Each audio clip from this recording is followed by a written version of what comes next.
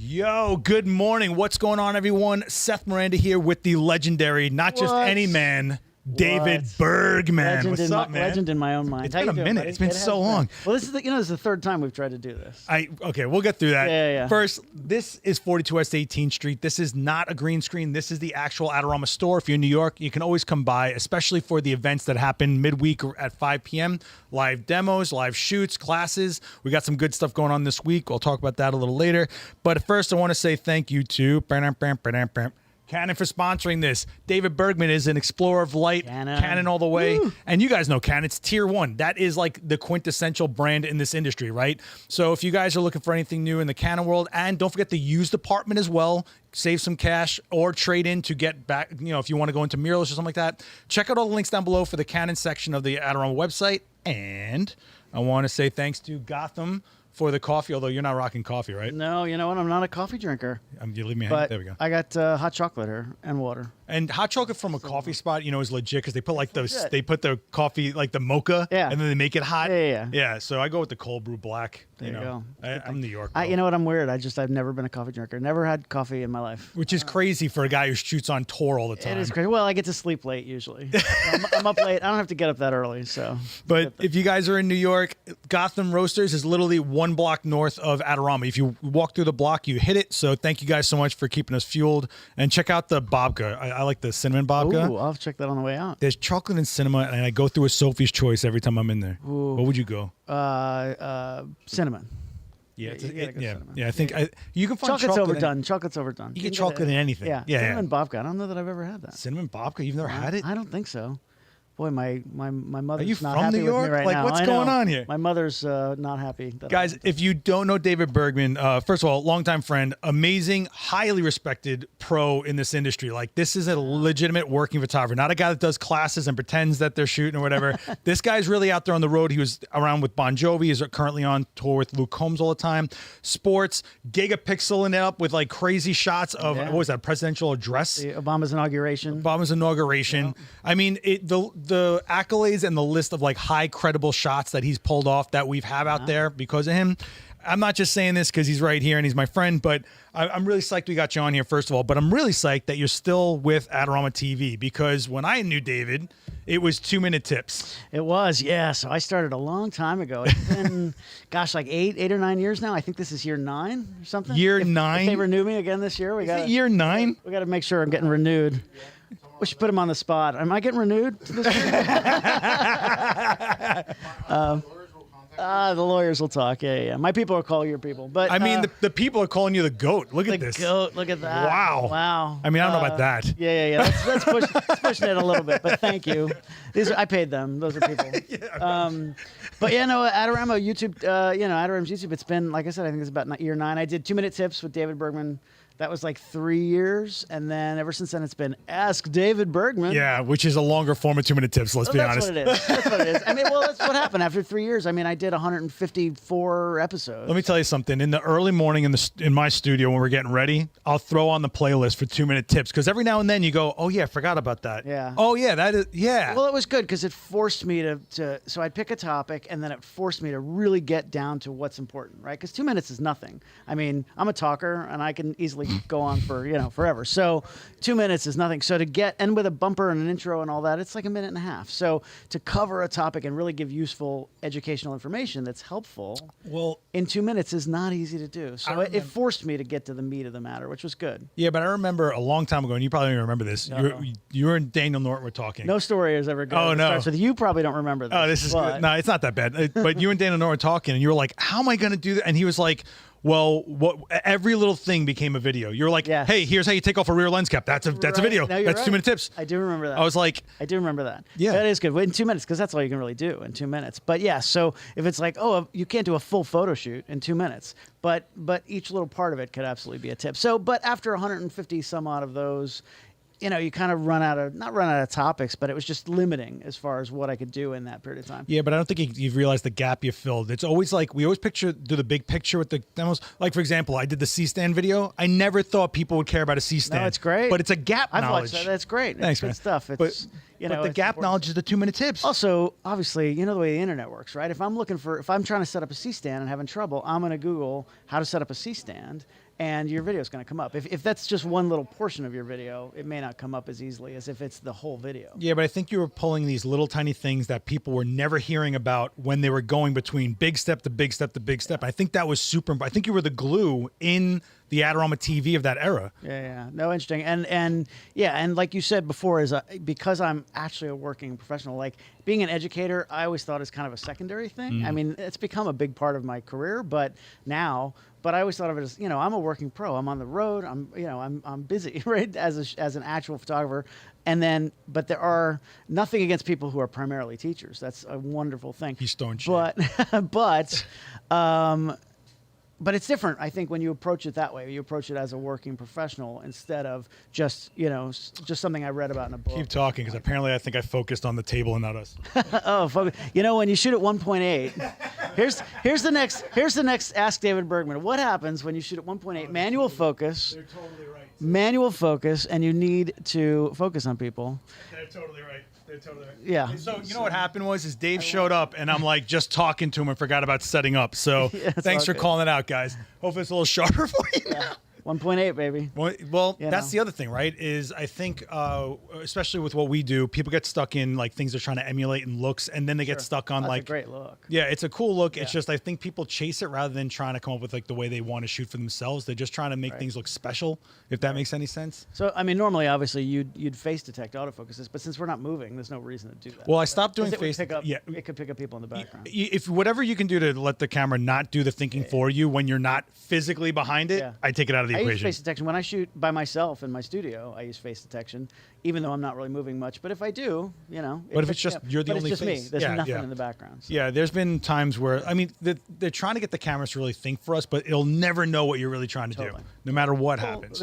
It's all about your own creativity, right? And your camera can't do that. The camera's a tool. I don't know. Have you seen this AI stuff lately? I know. Have you seen what's going on? That's a little AI's in a whole nother ball of wax. How do you feel about it? You know what? I actually did a video about it, and asked David Bergman about. Somebody asked me about AI. Here's the link. Actually, watch Fernando throw it in there. Link on there. But actually, here's the thing. Look, I've always been a tech person, right? So we all are in this business, I think. And AI's here. Right, so you can be one of two people. You can be the guy that sits there going, "This is gonna take my job, and it's gonna be the end of the world, and all that stuff." And it might, but the reality is, it's here. So there are plenty of people who are going to find ways to use this stuff. Yeah. And there are going to be more billionaires, and they say the first trillionaire is going to be created soon with AI. So it's like, why not be that person, right? Why not be the person who uses it in your career and in your business and find ways to make it work for you? Then it's easy to sit back. Look, I saw it with digital cameras. I've seen it with every advancement, mirrorless cameras. I've seen it with every advancement in photography. There's always a crowd that are going to say, this is the end of the world, and it's not photography anymore. It's just the next evolution. Somebody, being born today, or somebody just getting into the business today, already has these tools available, and they're going to find a way to work with it. And you can sit back and let it pass you by, or you can work with it. So now if it's going to rise up and be our robot overlords and kill us all, that's a whole different discussion. Well, you'd be a good battery. Look at you. I feel like you'd be a great battery for machines. I would be the first one gone. Look at this guy dresses like an art teacher. You just know that he's creative. We're Look at this guy. We're gonna paint some happy clouds. Bob Ross over here. Little Bob Ross. It's just kind of. I remember when I was coming up, my beginning of my career was film. There was no other option, right? Me too. But then digital started splashing in fast. I mean, as a younger photographer, you were expected to stay on it, and it was expensive. It was way out of my price range. And I just remember these old timers going like, I'm like, don't be stupid. And then you check back on them in 10 years and they're like even more bitter. And it's like, well, why didn't you learn what's going on? Totally, because it's coming and it's gonna pass you by if you don't pay attention. Or the people that don't learn video, I think, are really short-sighting themselves. I'm a little fortunate. I mean, I obviously shoot video and I know it, but thank goodness, I actually don't do much of it professionally other than Ask David Bergman. So on Adorama TV. Hey, we're in the store. I'm surprised you don't look like a NASCAR driver, just like blasted all over. Jeez, man. But in the 90s, I worked at the Miami Herald. I was a staff photographer at the newspaper. And that's when late 90s was when the digital cameras came in. And I was the young kid at the paper. And so. And those were bad cameras, by the way. They were horrible. And nobody wanted to touch them. But I was like, I'll try it, because whatever. And then, what happened was it gave me a huge advantage over everybody else because they were able to send me to assignments that they couldn't send anybody else, right? So I traveled all around the world covering spot news and covering sports and doing all kinds of things that they used to have to send 3 people with a film lab, and you build a bathroom, in a bathroom, you make a dark room in a bathroom. Yep. And now I could go by myself with a satellite phone and go anywhere. A satellite phone. Yeah, that's what we used to do. That's what we used to do. Back in my day. If we got out and get off my lawn, you damn kids.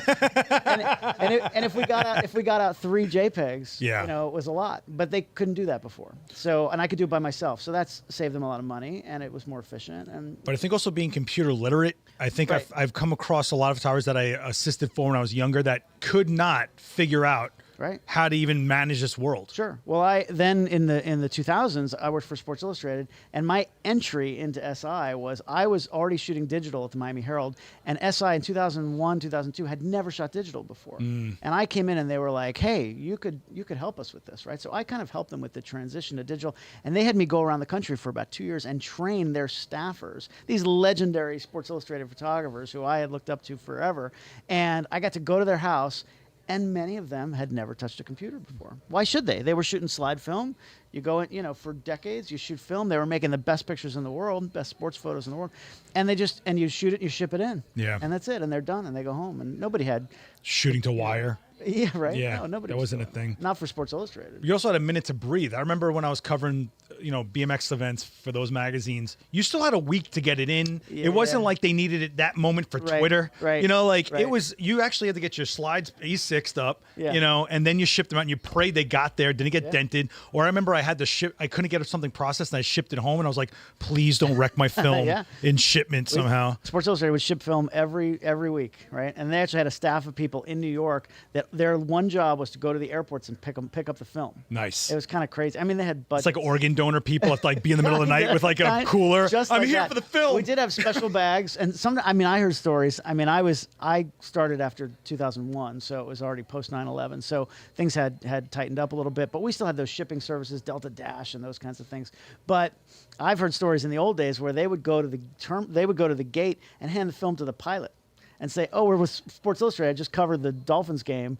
Can you just take this?" And a guy will pick it up at the other end. What another world! I know. That was probably in the 80s, and I went right before 9/11. It was like 99 to 2000. I shot something on film, and I remember going through the airport and giving them the film to hand go through. Yeah. And then after 9/11, that was that was not happening anymore. They shoved everything through that machine. Oh, interesting. It was like I used to do it. I used to take it and the put lead it in bags. Ziploc. Well, I used to put it in. I used to take it out of all the little cases, and just put them in Ziploc bags, clear Ziploc bags. So I'd show up. Sports Illustrated would show up with like 150 rolls of film every weekend, and I would just put it out on the table and be like, "You got to check this." So you were working for a real publication. I was shooting for skate and BMX magazines. They were like, "Who took a shower today? Cool, you're up. Go." You could have said Sports Illustrated. Nobody would have known. They're not going to check your credentials at the airport. But well, it's just kind of nuts what we used to have to go through and how fragile the media was, as opposed to redundancy. If you shot a slide, that was it. I know. It wasn't 2 slides you shot. We've had this discussion before. If there's not 2 card slots in your camera, forget it. Yeah, no, we used to literally ship film on an airplane, and who knows if it showed up on the other. And then somebody else was processing the film, and you don't know what's going to happen. I remember a long time ago when I started getting into digital, I had a smart media card that cracked. And I lost my mind. What is a smart media card? It was a very flat piece of plastic, and the contacts were the top of it. It wasn't. It didn't go in. It was brushing against it, and it cracked. And I was like, I don't know what do I do with this? And then I remember I was assisting a guy, and I dropped a micro drive. Do you remember those? Yes, the micro drives. Sure, I had one of those. It was like 1 gigabyte. It was literally a micro hard drive. You saw it. It was spinning in there. Yeah. Yep. I remember the first one. It was amazing. It was like, I think we got 512 and 1 gigabyte. 1 gigabyte. Was it up to a gig? Yeah, they were the first ones that had a portable 1 gigabyte. It was massive by today's standards. But yeah. But because it had a spinning hard drive. Yeah. Yeah, crazy. You couldn't drop that thing at all. Now I've run my cards through the wash. Yeah. Yes. I have, and they work. I know. It's nuts. insane. I know. And people are still like, oh my God, I'm going to lose it. Like, I know. it's really hard, you know? I mean, stuff happens, of course, but you do everything you can to protect yourself, and you'll be fine. It's just, I just remember whenever I was shooting film, you took that extra frame because like, well, what if I scratch one? Now it's like, Right. you know, if you shot that one epic moment at the Olympics, it was on one frame of acetate. Yeah. You know what I mean? Like, And you have to hand it to somebody else to process. yes, that's right. You yeah. know, I had my stuff stolen out of dark rooms. Have you ever had that happen? out of dark rooms. Yeah. Like pro labs. Well, they're group labs. So if Okay. you couldn't afford pro services like some of us, Hey, I wasn't paying for it. I had people jack my negatives. I had people. Wow. I did my own E6 for years, and people took What, like a Brooklyn, like a commune with a photo commune. studio? A commune. Get out of my studio.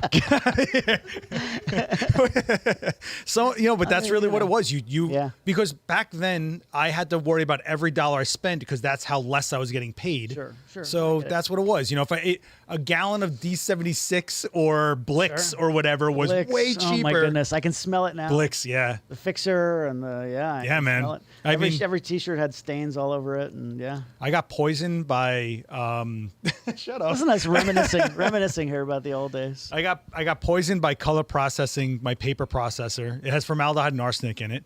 But the one I remember getting really bad was selenium toner. Oh, I never dealt with that. So I didn't know no one ever told me that it was this toxic, right? So my fingertips are getting Ever purple. Told me it's toxic. Well, it didn't seem like it, right? I'm watching these old Was there guys a just skull drink and- this was there a stuff. skull and crossbones? No, on the, no, there wasn't. You know those old guys that just like bathe in this stuff. Sure. So that's who you learn from. So my fingertips turning purple. My elbows started Their hurting. natural immunity was through Yeah. the roof. Yeah, their livers must have been like the cure for cancer was in their livers. Totally. I mean, it was nuts. Yeah. But when I went to the doctor, he's like, "This is in your bones. That's why you feel it in your elbows." I was like, "Huh." You're probably still feeling it. I'm sure I have something when I wake up and I'm bent Arsenic out of shape. I'm like, poisoning, yeah. the formaldehyde I think was pretty bad, but They're you know. gonna check, just dissect you at some point, and Well, now who knows what they'll find. what kids are complaining like, "Oh, I have eye strain from my screen." I almost died like 3 I know. times. Like blue stop. light, blue light. Blue light. We had Yeah. red light and amber light. Remember that whole thing? Oh yeah, sure. I used to have an amber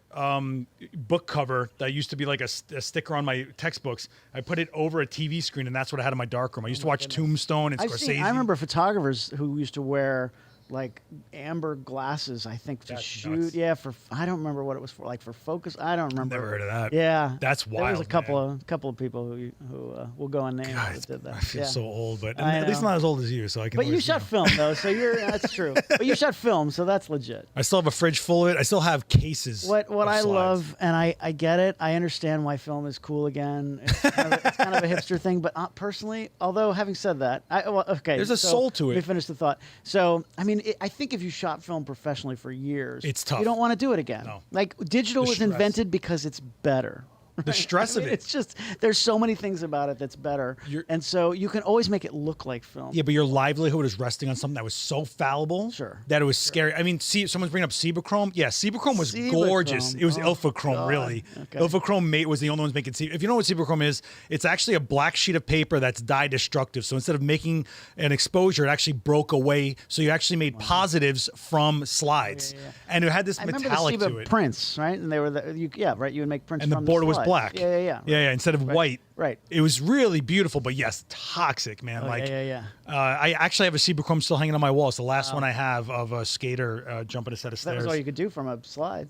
It was beautiful though. Yeah. It looked like metallic. What do they Yes. do on the prints now? You do Yeah. printing. You do Yeah, digital printing. Metallic prints. Metallic prints or Yeah. Endura, Oh, I don't know. something like that. Yeah. I don't know. Let's get our Printique friends over here to figure. Yeah, where's Printique But at? what's funny, I was going to say about film is that so I really have no interest in shooting film, and I get it as an art form. I totally get it. Mm-hmm. But if you do it professionally, it's so hard to do. But having said that, my friend Kurt Ozon, who's in Luke Combs' band, like 2 years ago, gave me as a gift an old Canon film camera. Nice. With one roll of black AE1? and white. No, it was like a viewfinder, like a I can't remember which one it was, some more obscure one, and one roll of Tri-X in it.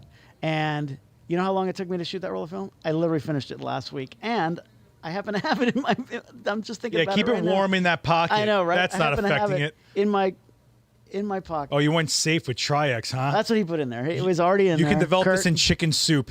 You know, Well, I gotta take it somewhere. I'm like, where am I? I was gonna ask. do it you. yourself. I'm not gonna do this The myself. chemicals are back there. I'm There's looking no, at for them. one roll of film. There's no way. I'm sorry. I I'm thought gonna you leave had that street way. cred. I'm sorry. I thought this was David Didn't Bergman. I just say I have no interest in doing that again? No. I cannot- Well, I can pay somebody $10 and it'll be done. That's all I need. Where's your soul? Where's your love of the game?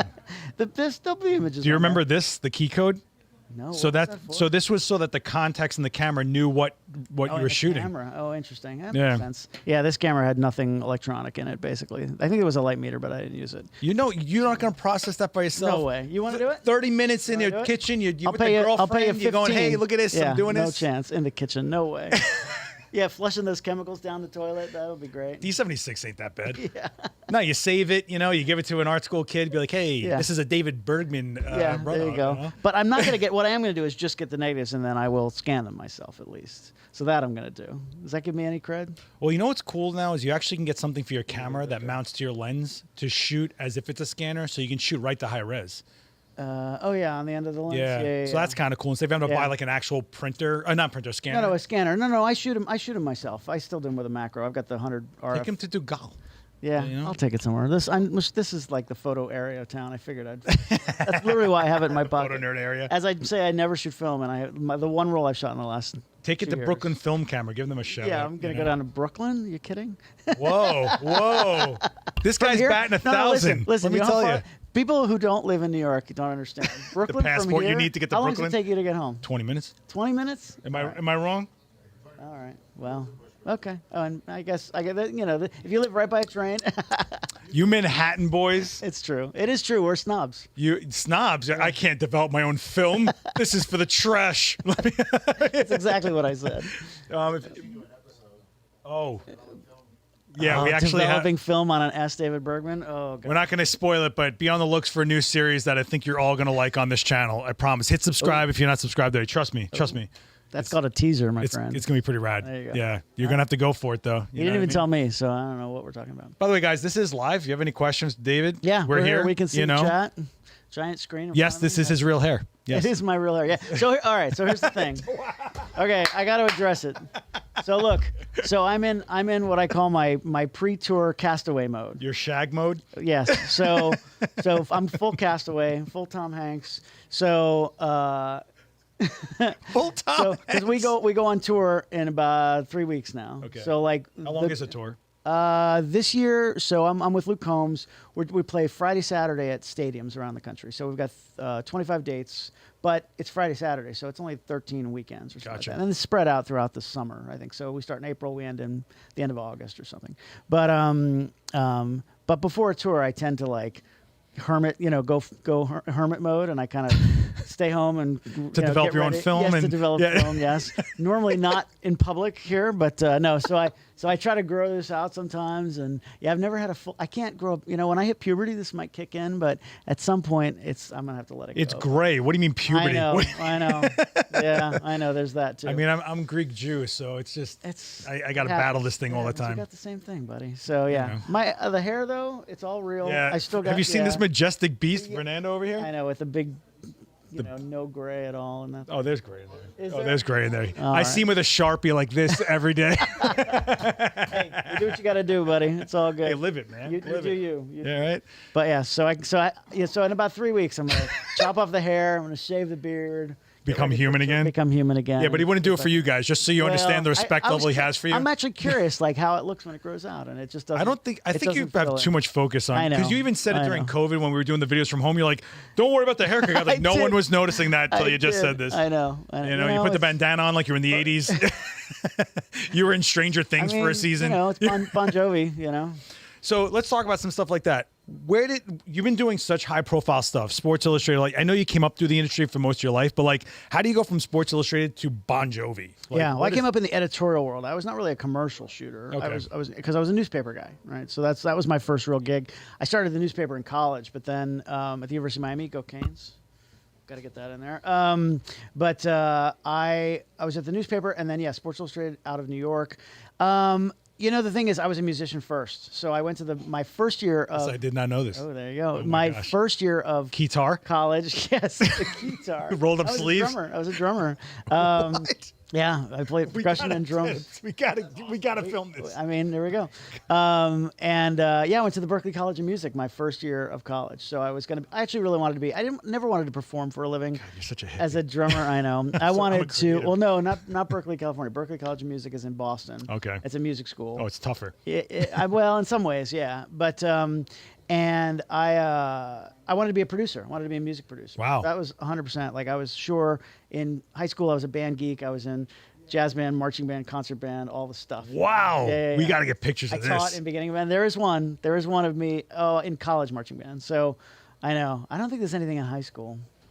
There is somewhere. Somebody find this. Somebody out there who went to Miami Palmetto Senior High. My school, my class president was Supreme Court Justice Ketanji Brown Jackson. Jeez. Yeah. Oh, yeah. I remember you saying this. She was my class president. Yeah. So, so I was a drummer and went to Berklee and was going to be a producer. So, point is, I loved the music industry. I loved everything about that. My friends were music geeks, and we were, that was my world. So then I kind of stumbled into photography at the University of Miami and started shooting for the school paper, and then got the job at the Miami Herald, and I loved it. And I became more of a sports guy because there's more of that, right? I mean, to shoot at the newspaper every week, in Miami, it was Dolphins, Heat, Panthers, Hurricanes, Marlins, the World Series, the Olympics, Super Bowls, all that stuff. Jeez. So that was me in my 20s, right? I was covering all that stuff. But music was always there. It was always something I wanted to do. Around 96, it was actually 96, I pitched a story to the Miami Herald. I said, hey, we should do a piece about Gloria Estefan. She had, she's a Miami icon, and she had been in a bus accident a number of years earlier, and they thought she'd never walk again, less yet tour. And she worked really hard, and she rehabbed, and she came back, and she was doing a world tour again. And I thought it'd be a great story, and we should do a big package, of course, with all the photos, and we needed to go on the road to do this. And they said, yeah, and they let me do it. And I went out with Gloria Estefan for like a week. And I just loved it. I got to ride on the tour bus. So that was your first tour. That was I didn't do the full tour, but just being on a tour bus and having, I had shot a lot of concerts, but if you're a member of the press and you shoot a concert, you get 3 songs and you're out. Now you get 3 songs from one spot in the photo pit, and then you're out. And it's fine. You get your pictures and you move on for the newspaper, for the article, for the review, whatever.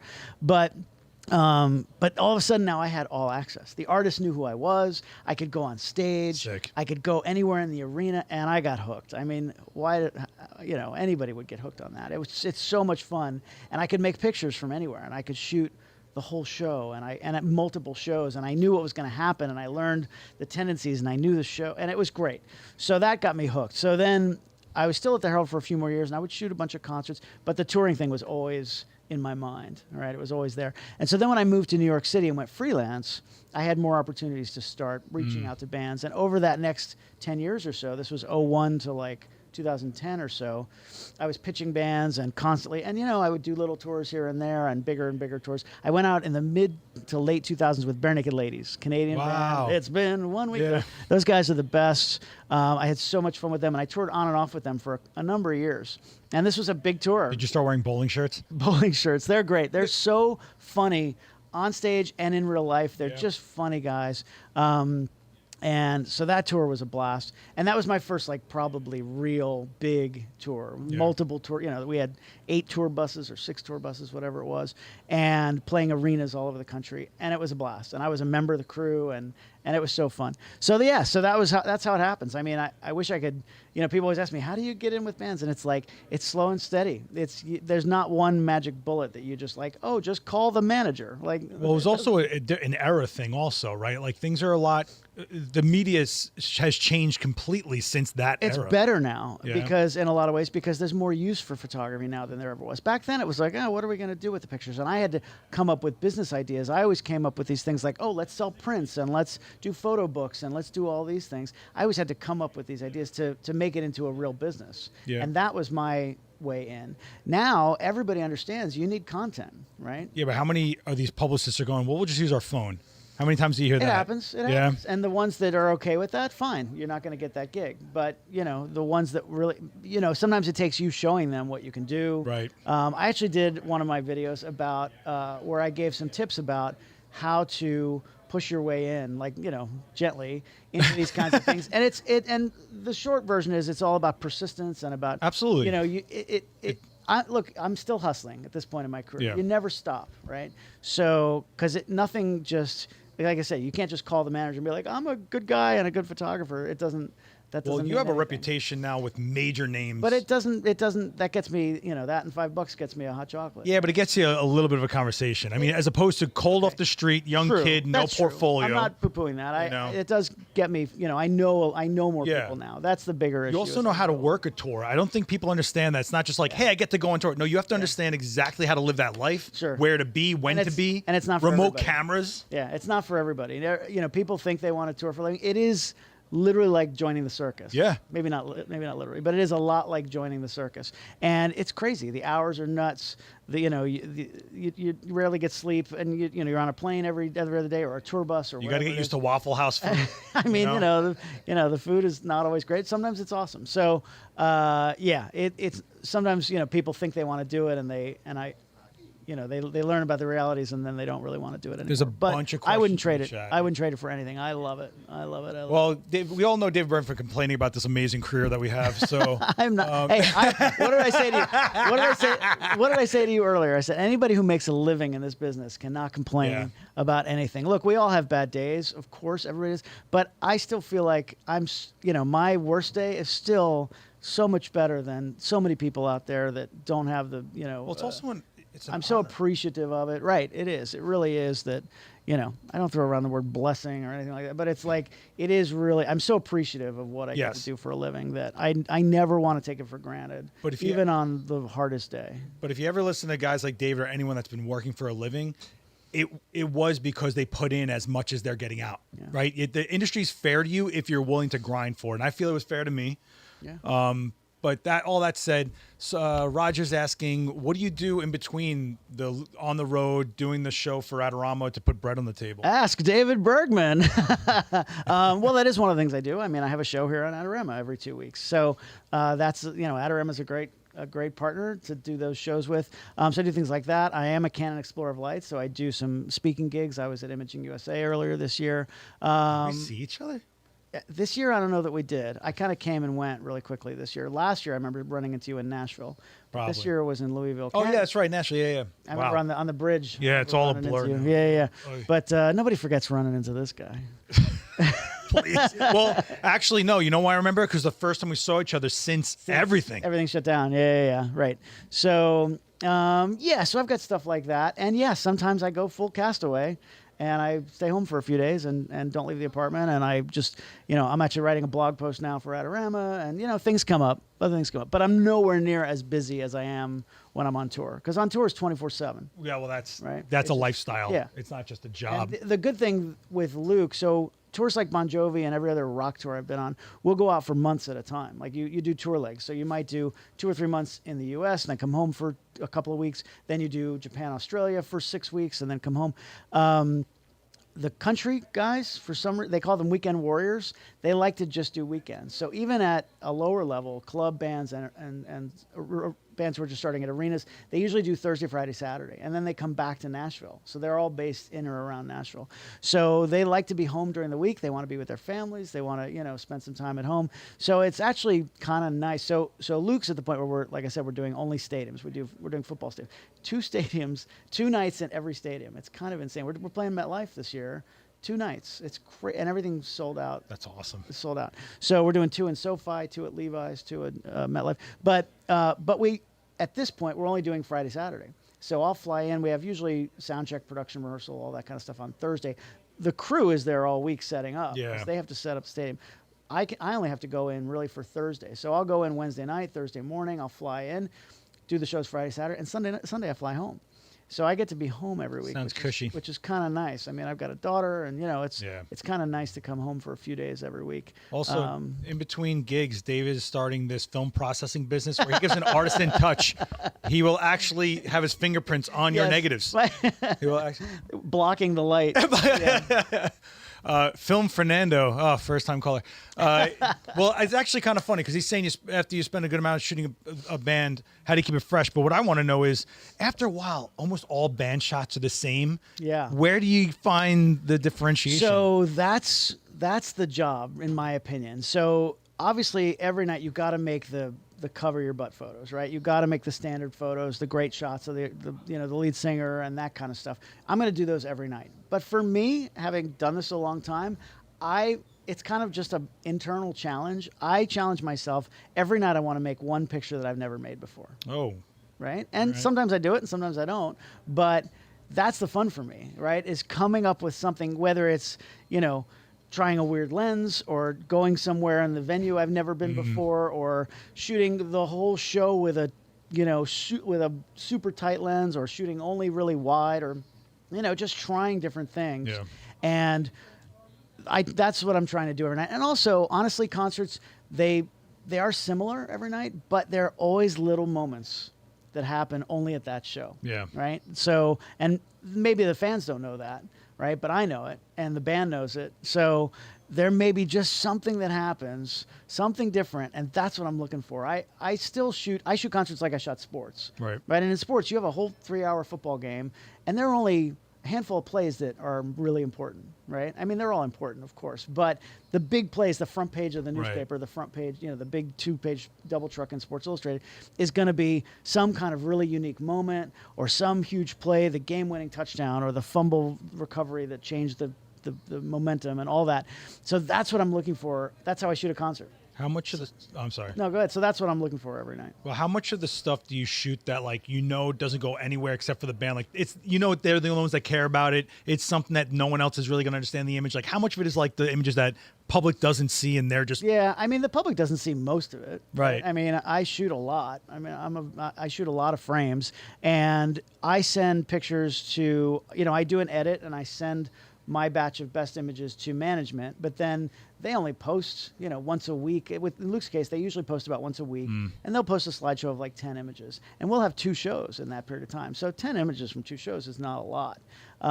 But a couple things. First of all, I also send pictures to every band member, and this is specific to each band. Some bands want this, some don't. But I started in the beginning, obviously with approval, because they're my client. I have to make sure, some bands want to approve every image and some don't. So, but Luke has been really gracious about this, and I send pictures to every band member individually. So I'm not going to send 30 images of, the drummer, hey Jake, to management, because they're not going to post that. They may post one, but they're not going to post that many. But Jake wants them, right? So I'm gonna send him a direct link to a bunch of photos just of him from that show. So I do that every night. So I send to management, I send to each band member, and yeah, most of that's never going to see the light of day. But once in a blue moon, it just happened where management needed a photo for something for a CMA Awards ad, right? And so they contact me. They say, hey, we need a picture of Luke looking to the left,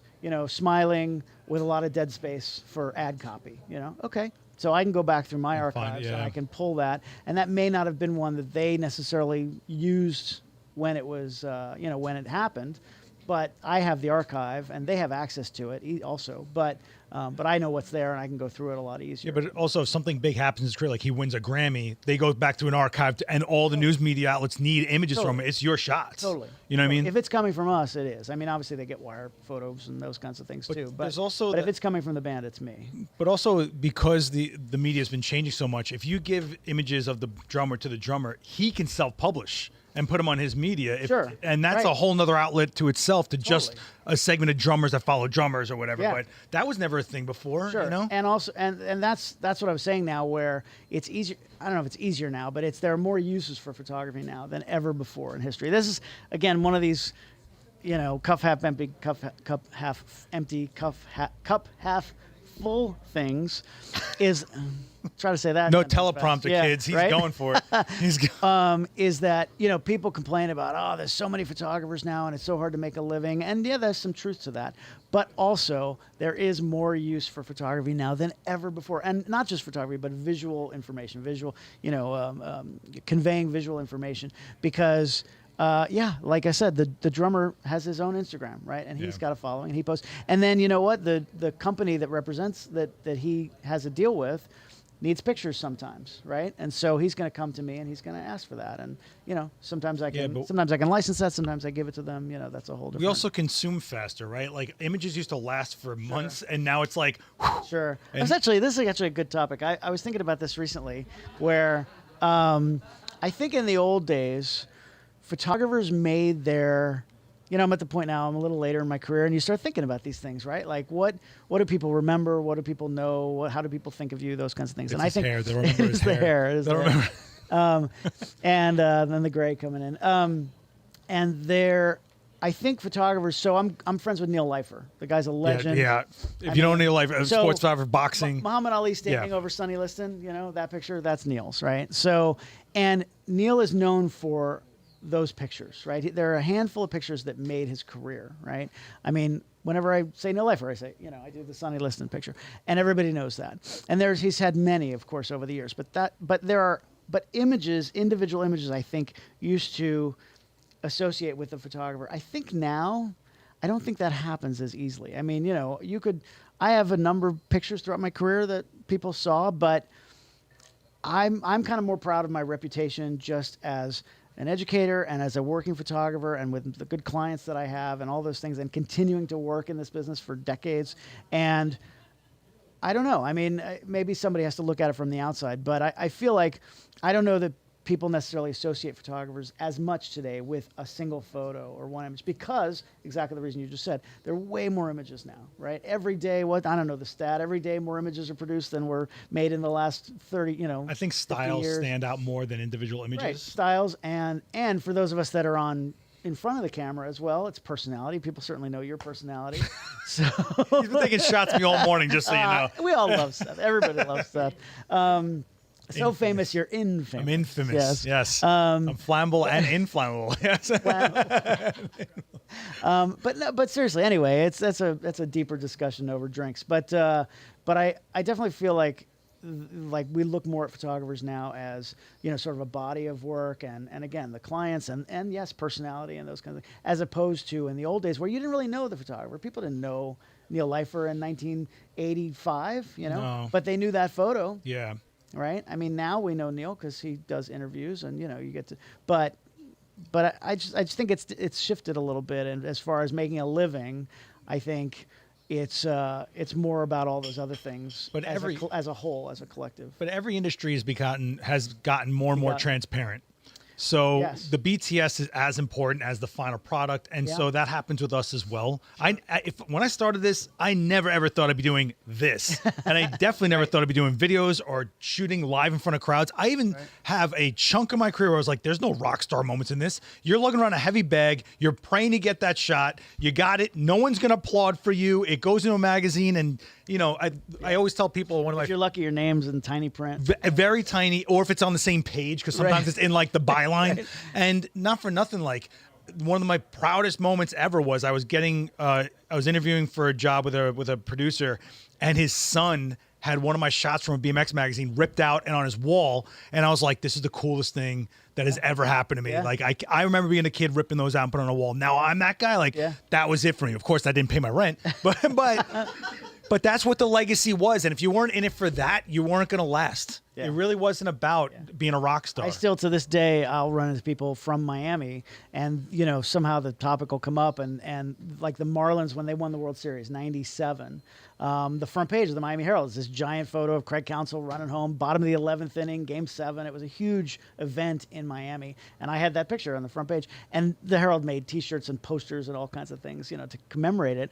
And I still run into people. Oh yeah, I have that poster hanging, and I go, yeah, look, tiny print underneath. You'll see my name. But back then nobody would have known that. But now, we're more public. We're more, like you said, there's more transparency. That's a good way. I will say though, images are more hijacked. Like I have a shot of a Popeye makeup that went viral. 9 out of 10 people have no idea that I shot that. Sure. But they've seen it. But it got copied and pasted around. But at least when you're trying to get work, or you're talking to people or whatever, and you mention that, they might know it, right? Yeah. So that's good. I think it's a weird place we're at as far as legacies go, especially when we're producing so much, and how like You know, back in the day when someone did like some weird effect or weird Did you say technique. back in the day? Back in the day. Okay. They did some weird effect or weird technique. Like they were only one person doing that. Now, if it hits Instagram, everyone's throwing a prism in front of their lens. Everyone's shooting with the same thing. So it's hard to stand out. Okay. Flattery's a good, a good thing, I guess. Yeah, but it just it's hard to stand out with those gimmicky type things. Sure. But I think you have to elevate it's a body of work, sophistication. though. It's a body of work. It's not going to be one photo. No. One photo does not make a career. Well, you have to show a level, like a sophistication, a tact, a style. Like I think people forget that it's everything you've done, not just that. And I do tell photographers it's so important what you put out there. Like I don't post photos of my lunch. Like people do like kind of garbage picture snapshots or whatever. And if you're a professional photographer, have a different account for that if that's what you want to do. But your professional image, you're going to be judged by your worst photo. Right? Yeah, I mean, I was just if you send 10 images to a client, make sure every one of those is good. I always say, make sure you're okay. If they only run one, and it's the worst one, make sure you're okay with that. But it's also, you don't want to waste anyone's time. And so I was just on the speaker selection committee for imaging, right? And you're looking at how people present themselves, and you're like, do you really want me to see this on your Instagram? Yeah. Like, I'm trying to see what you shoot, and how you educate people, and you're showing me a kite you flew on a vacation. Right. Like, get out of here, Yeah. Yeah. Oh, man. I mean, sometimes if you can do it, to show some of your personality, that's fine. But if you're trying to show work, only show the best. On a technical aspect, someone's asking, how would you go about setting up a remote camera for one of these jobs? Like, and how do you get focus? Like, what is it? Yeah. So the short version, so people who don't know, a remote camera, all that is basically another camera that you put somewhere else and then trigger remotely. So very common in the sports world, right? So we've got cameras all over the place here. So very common in the sports world. So coming up through sports, that was something I did. You sometimes will put a camera like over the backboard at a basketball game. So that's a place you can't otherwise be. Right. You can't sit on the top of the net during a basketball game. That would be awkward at minimum. And also you can have multiple cameras, right? So you trigger them all at once. This is how they sell you more gear, by the way. This is how they get you. Well, if you want to clone yourself, you want to be a pro. If you want to, you don't have to do remotes, certainly. But it is one of the things that, we talk about trying to make different pictures every night. And it is one of the things I do, finding a new place to put a remote, right? And sometimes it's a really low percentage shot, but if I nail it, it's awesome, done, right? yeah. So the short version is, you got to set it up. You got to find a way to clamp it. I use Manfrotto magic arms and super clamps, or sometimes I'll use a platypod floor plate and just put with a ball head on it, and just if it's somewhere I can just set it that it's where it's going to be safe, obviously. But and then it depends what you're shooting. So something like a backboard cam for basketball, you want to manual focus that because you know exactly where the action's going to be, right? So you're looking for a specific shot. You're setting it up to get a specific image. You don't want the focus hunting. For a concert, I autofocus because if I put it like on the drum kit looking out, it's a great shot from on stage. Look, a big wide shot looking out at the giant crowd at the stadium. I can go on stage, but I'm not there all night. So I'm usually going to go up there for a couple of minutes and get a shot and then get out of there and get out in front. But I can have a remote up there all night. So when, Luke or John Bon Jovi or somebody turns around, I can hit that. I use Pocket Wizard transmitters. Yeah, and so usually I hang it from my pass, right? So I've got it right up here, and I'm shooting with my cameras, and then when he turns around, all I do is reach down and just trigger it. So I'm going to autofocus that just because he moves around, right? So you don't know exactly where he's going to be. And honestly, the cameras now are, we were talking about focus here. Yeah. It's like the cameras are so good now. I use face detection, and it looks for eye, face, head, body. Torsos, it knows a person, and I have mine set so it's almost always going to pick up the person that's closest to the camera. Right. So it doesn't pick up the crowd, almost never. So the R5 is easily the best remote camera I've ever used. My percentage, because also the mirrorless, it's full frame autofocus, right? So the DSLRs, the autofocus was only in the middle, right? So now it's the full frame. It's looking for a person. It's kind of insane. I mean, I rarely have a picture that's out of focus. So now it's just a matter of if it's a good picture. Right, and it's not a remote. It's a crapshoot. You don't know if it's going to be a picture or not. I'm not looking at the pictures as I'm shooting them. I'm too busy. I'm working. I'm just triggering. Right, and I might shoot 1,000 frames. If I get one killer photo, that's all I need. See, this is when people ask me, like, who's using Pocket Wizards? Lots of people are using Pocket Wizards. Just not the way you're thinking about. Yeah. Which is to trigger strobes. I don't use them anymore on strobes. I mean, in the old days you did because that was you had to be line of sight. Now it's all integrated. The Canon radios are so good now, But the Pocket Wizard for remotes, I've triggered it 100 yards away at the other end of a football stadium using the long range mode. It's kind of insane. So that's the long and short of the. So Wayne's asking, how many bags and cases of gear do you take on tour? Yeah, I've gotten pretty good with gear. I will usually just bring one roller. I love the think tank stuff, so I'll bring the airport security or the airport international. I switched to the international recently. It's a little bit smaller. Yeah, it fits easily in an overhead. How much smaller is it? Because we have the domestic, and I love the domestic. It's significant because the CRJ overheads, the small airplane overheads, it fits pretty well. The airport security fit. But it was like you kind of had to wedge it in there. And, I'm well aware. You know, I've got Delta likes me. I've got good status on Delta, but so I usually could get on first and get it in there. David Bergman's best piece of advice is just tell them there's a giant piece of glass in there. And then they'll let you get away with anything. No, well, I always say if you have to gate check, if you have a big, a lot of gear and you have to gate check, sometimes you do get forced. It's been a long time. I shouldn't say that. That is not real wood. Good luck with that. I haven't had to gate check in a long time, but if you do have to gate check, that's first of all, use a good bag like Think Tank or something where there's padding and there's hard dividers in there that are going to keep things as secure as possible. Make sure everything's tight in there so it's not bouncing around. And then I mean you say that as a joke, but I've done that 100 times where you go wait for the person who has to take the bag and go look.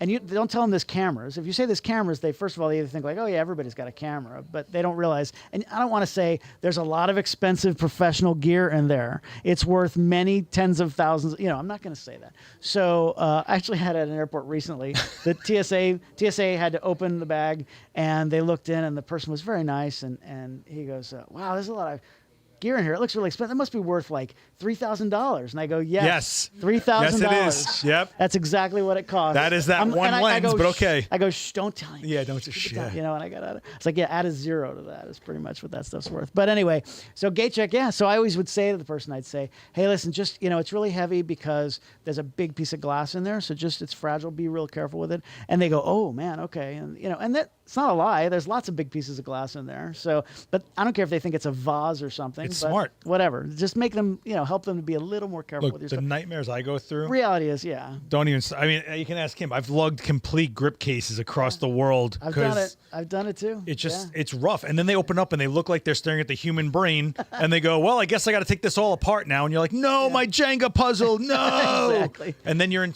I just flying to Vegas for the BPI. I got a new guy at TSA. Ran every strobe through separately. I had 5 strobes. All my grip is everywhere, and I'm like.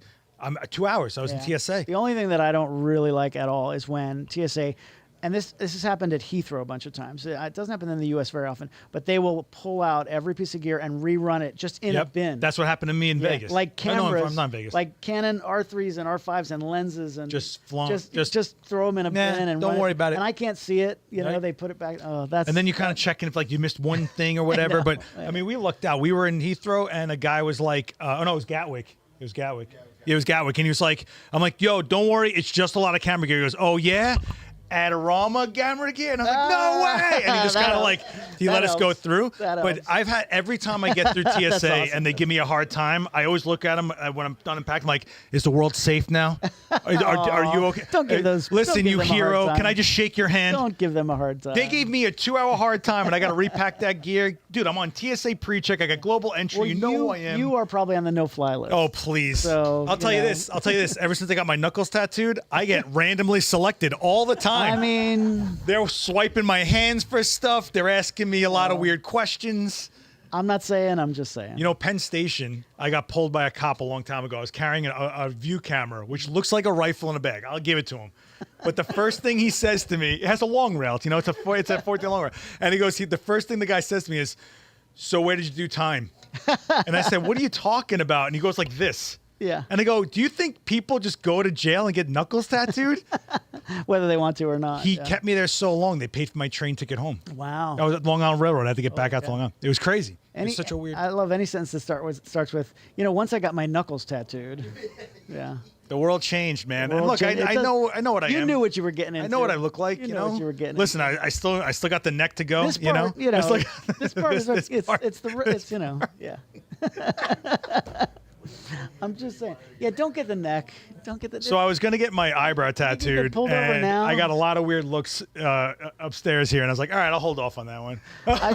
You're probably not a bad idea. Whatever, man. I got my first tattoo like 2-3 years ago. I got an aperture on my leg. What? There you go. I'm not pulling it out right now, but You later. What aperture? It's pretty wide. No, it's like a 2.8. It's like and How many blades? 9 blades. Yeah. Absolutely. You got to go 11. The first thing what we were looking at. What are you doing with this 9 11. blade stuff First, here? we were looking at logos and stuff like the Adorama logo and things, and it's 5, 6 blades. I'm like, No, I can't do that. Can't do that. You know, the first time I met Fernando, he showed me this janked up lens. He says, "Look, it has a triangle in it. It's a 3-blade aperture." And I'm like, Wow. what is this guy saying to me right now? bouquet must And he be goes, awesome. it's such a. I'm not kidding. These are your words. It has such a cute bouquet, and that was my first introduction to Fernando. Triangular bouquet. What was that lens? It was 3 blades. It was so weird. Wow. Like a It looked like a $25 like a $25 Russian plastic something. You know, some of those Helios lenses, Yeah, I they're pretty feel are good, super right? fun. They just Yeah. feel like soap bubbly and just Well, weird. it's another good example of like trying different things and, on a tour for sure. I used to carry a Holga with me everywhere. Ah, there you go. So if I needed something weird, I bought years ago. Somebody used to make an adapter to put a Holga lens on a real. Yeah, yeah, lens. yeah. It was Yeah, like, they- it was like a lens cap. yeah, they had the EF and F mount. Yeah, So it was totally like that. But the Holgas I had, every single one of them had tape on it that told me what the lens was like because they were poured plastic. So if it had an air bubble or was sharp in the center or something like that, I had it on there.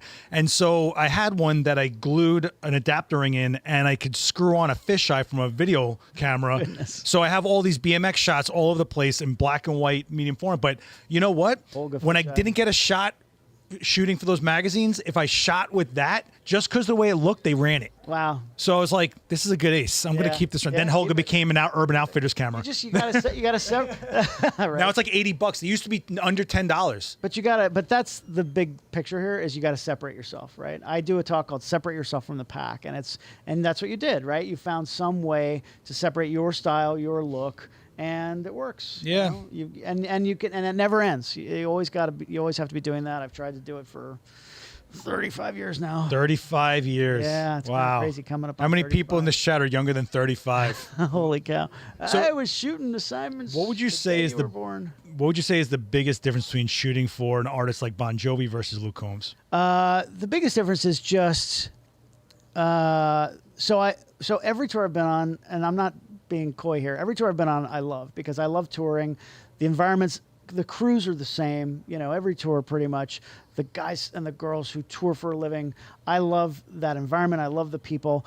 Jovi and Luke are different in that Jovi has been doing it a very long time. They travel on a private jet only, and they have their core group of people that the band brings with them. So the private jet might be 12 to 14, 15 people, and I was part of that team, which was amazing. Like every day I was like, really? You look around like you're still paying Gee, me, golly, right? guys. I know, right? In my mind, I'm like, They like me. I'm like, the check's gonna clear. You're still paying me.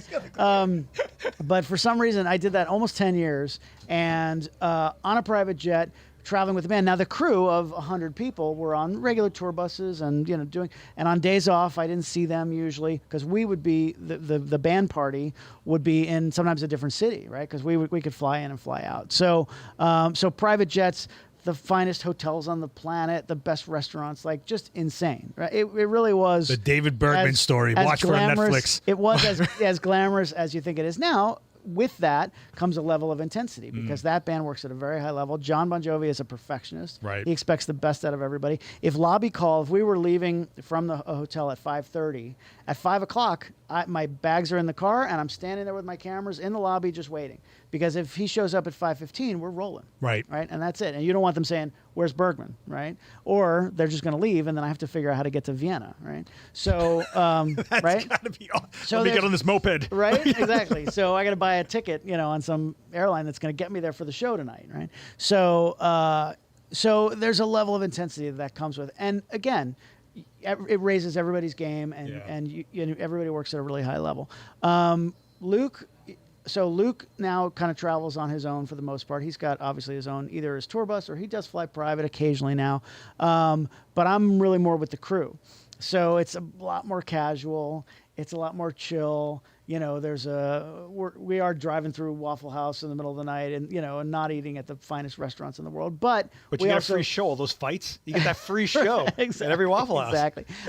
Exactly. But it's a blast. And yes, we're all really good at our jobs and everybody's working at the same level as a Bon Jovi tour, but it's a bit more casual. Yeah, let's just say that it looks like you're having a good time. I catch the vibe from your from your social. I'm just like, it just seems very fun, like a really like and again, family-ish. you don't see me at 3 a.m. on the tour bus editing thousands of photos, when everybody's asleep, right? But again, I will never complain about that. I love that. That's not a hard job to do. It's just, I'm just, and then I sleep later than they do, right? Are you running like photo mechanic and just calling like crazy? So I'm a photo That's mechanic. a press guy thing, man. Yeah, that is. Anybody who worked in sports or as a press photographer. Photo mechanic. I'll shoot keying your brains out. Absolutely. I will go through. I do basically multiple passes on my. So I'll shoot 5,000 frames. I'll do a first pass and get it down to like 800. Wow. Then I'll do a second pass and get it down to like 100. And then I'll pick the 50 that are the best ones, and those are the only ones I'm going to then bring into Capture One. Are those 50? Do not bring in thousands of frames into your Lightroom catalog, your Capture One catalog. It's most of that stuff you don't need in there. You're never going to use it again. It's just going to bog down your system. Keep it offline. Keep it in a separate. I just keep it on my computer while I'm working on it. I only bring in those images that I need to tone up. Right. So I'm doing that culling process in Photo Mechanic, which is easily the best program on the planet correct me if I'm wrong, for that. Because I don't use Photo Mechanic, but Photo Mechanic keeps your tags from whatever you did over to Capture One. So if you colored them in some way to catalog them or whatever. Well, I'm not doing any toning. No, I'm saying like color coding. Yeah. I usually the only things I use are tags. Okay. I don't usually do any of that in Photo Mechanic. Basically, like I said, since I'm doing multiple passes, I have to just do a yes no, right? So I just tag on, tag off. So and again, at this point, I kind of know what I'm looking for, so I can. But that first pass, I only want to do that first pass of 5,000 images once in my life. Your Photo Mechanic guys are amazing to watch. I never want to do that again. So I can. And the thing about Photo Mechanic, what makes it so great, the one thing, I mean, there's so many good things of it, parts of it, but you can go through pictures like this, raw files, full res raw files like that, because it's not generating the image from the raw. It's only reading the JPEG preview that's embedded in the raw file. Right. So you're not looking at color. You're not looking Which is what you're looking at on your camera, by the way. You're looking at a JPEG preview. JPEG that the camera makes. Yeah. So there is a JPEG embedded in there, and it's full res. No, it's cool. So I can go through. I can look at focus. I can look at all that stuff in Photo Mechanic. I'm not doing any color correction. I'm not doing any toning.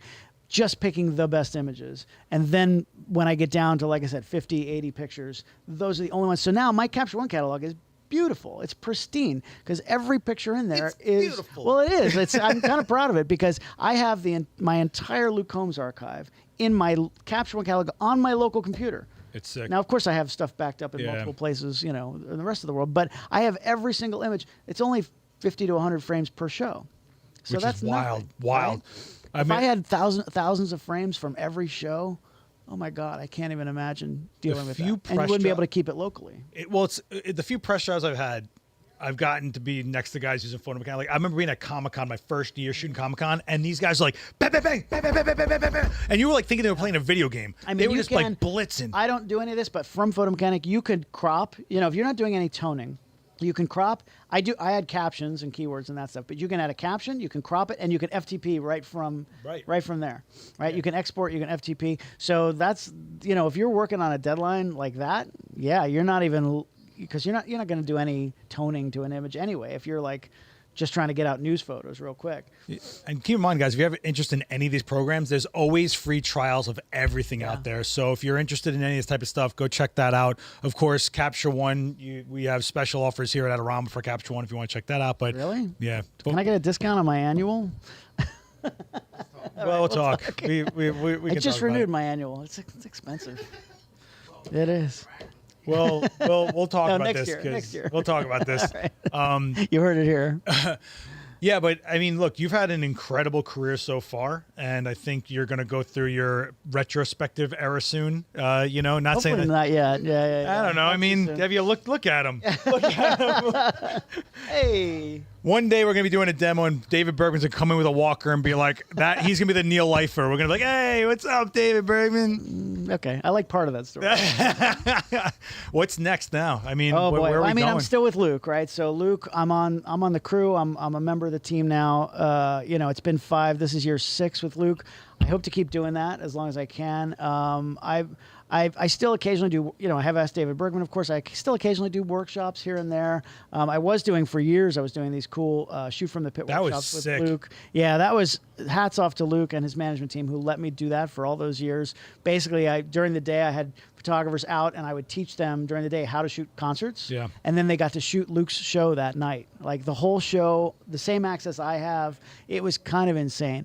So how did you work that? Yeah, honestly, the only way that happened was because from the beginning, when I came up with this workshop idea and I was pitching bands, like anybody, like you said, anybody that I've ever worked for, anybody that I've ever met, over the years, and I pitched everybody I could. And Luke's manager, I just happened to catch Luke at just the right time. He was just about to go out on his first headlining arena tour. This was late 2018 when I was having these conversations. Oh, this is the beginning, man. I know, right? And it was a long time ago now, but and so that 2019 tour. So they said, let's try it, and see how it goes. And we'll try it for 6 weeks. And 5 years later, I was still doing them. So that was set up that way from the beginning. I think retroactively, it might not have happened, right? Okay. If I was already the tour photographer and I was like, hey, can I bring a bunch of photographers you don't know? Bring some randos with me? Yeah, right? And get paid? But since it was that way from the beginning, and obviously, you can understand economically there's value in that for everybody, yep. Right? So because I was making money from the workshops, so I made less from Luke. Right. And, that was my business idea to pitch to get in because I want to keep doing the work I love to do. So it was great. Now we're at the point where Luke is so big that I want to shoot more behind the scenes stuff. Mm. And on show days, I've never been available because I'm in a workshop. I'm teaching a workshop. And so this year, every year it kind of comes up in discussion. And I knew this wouldn't last forever. Again, Luke and his manager have been so incredibly gracious to let me do that for as long as I did. But we just got to the point where it's like, you know what, we were, I want to be more available. They want to be more available. Yeah. So we just said, okay, we'll make it happen. And we, rejiggered the economics a little bit and made it work. So this year I'm just going to be a tour photographer, which is going to be kind of exciting, wow. Right? I haven't done that in a number of years. So I'm looking forward to that. So this year I've got that tour. I've got Ask David Bergman going. Again, the occasional Canon gig comes up. And I'm going to keep riding this train as long as I can, right? Would you do shoot from the pit in the off season with some small Well, so I would love to, I don't want that to end. Shoot from the Pit has become very popular, and I've got a great community on Facebook of people who've already attended, and I've got a good email list of people who want to go. When I announced I wasn't doing them this year, I got a lot of, people who were a bit disappointed about it, but because they've been waiting to go, and you missed your chance. But at least with Luke. But yeah, my goal is of course to, in the off season with Luke, when we're off the road, to maybe do that with another band if I can find. But again, you got to find the right situation. It's a needle in a haystack to find the right band who will allow me to do it. Whereas I'll make it a good deal for them, and it's not an easy ask. Also, though, I may do like one-offs, right? I even before I was doing the Luke thing, a friend of mine has a music festival. Pat McGee does this music festival twice a year, and I would bring a handful of photographers out to that. And it was cool. A small festival, and we'd put up speedlights, on the stage, right, nice. At a club show, at a small club show. And we hang all week, and it's a fun thing. So I'll probably do more of that kind of stuff. I might find like a circus or something where they'll let me bring people out. And, if you do a circus, I want to go. There you go. Are you kidding me? I've That's had awesome. some conversations on stuff like that. All right, but I get to shoot creepy clowns. There you go. Not the normal clowns, just the creepy. There's only creepy clowns. I don't know if you ever looked at a clown. I know a few actually, but yeah. Oh my gosh, Dave, we're well over time here. But I knew that was going to happen. Whatever, man. Yeah. I said, man, who am I doing this with? Oh, Dave, it'll be a softball. I know this dude, Somebody said we should do a podcast every week. I mean, you're always welcome back here. You can come do some classes here. You know that. We can do some Paisan stuff. If you're not too afraid. If you wanna knuckle up a bit. It's in Manhattan. Like it's all right. It's okay.